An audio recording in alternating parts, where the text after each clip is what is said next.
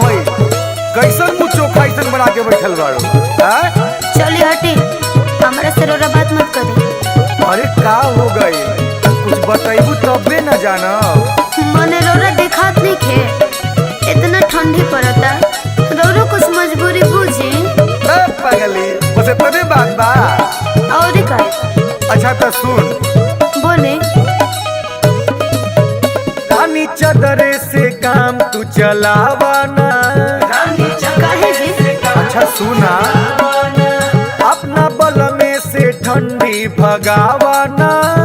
मने हमरा तो कुछ ना होता नहीं।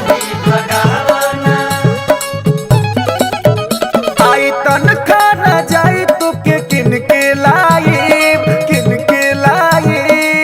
पागल मत बने। लागे ठंडी बदन ठंडा जाए जी, लागे ठंडी बदन ठंडा जाए जी, खिलल फूल बजवानी मुरझा जाए जी, लागे ठंडी बदन ठंडा जाए जी, खिलल फूल बनी राजा मुरझा जाई जी।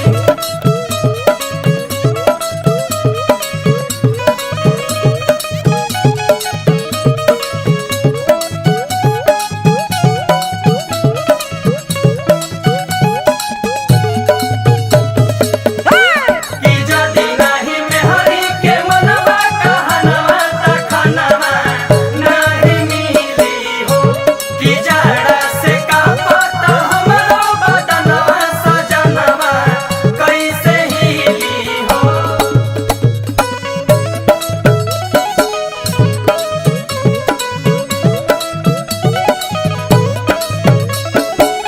औरी हम लेके आइब कश्मीरी साल हो। अच्छा। होते ही रानी लगबू औरी कमाल हो। औरी कमाल गोरी लगबू कमाल हो, औरी देखी जी, कमाल गोरी हमरा सुने। अरे बोला।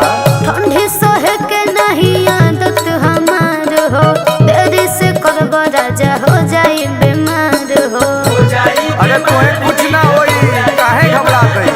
हो जाई बीमार राजा हो जाई बीमार। साथे हीटर या गीजर हम लेके आइब, लेके आइब, लेके आइब। हे जी, लागे ठंडी बदन ठंडा जाए जी, लागे ठंडी बदन ठंडा जाए जी, खिलल फूल बजवानी मुरझा जाए जी, लागे ठंडी बदन ठंडा जाए जी। खिलल फूल बनी राजा मुरझा जाई जी।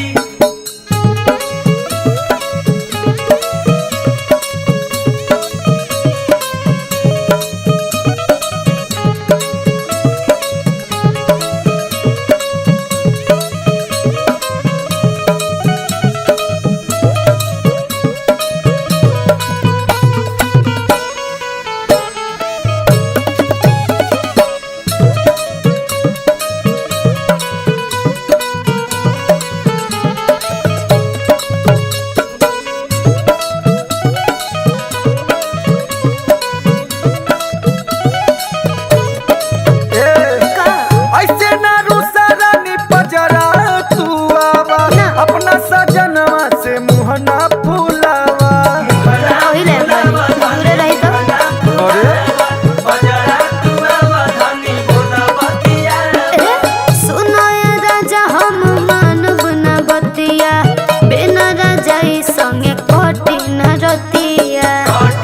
अरे हम कह देनी ना लिया दे, कौनो चीज खातिर जीत ना कइला। बतिया ओ कटी न रतिया। तोहर कहल सब चीज धन किन के लाइब, किन के लाइब, किन के लाइब। सुने ना, लागे ठंडी बदन ठंडा जाए जी, लागे ठंडी बदन ठंडा जाए जी, खिलल फूल बजवानी मुरझा जाए जी, लागे ठंडी बदन ठंडा जाए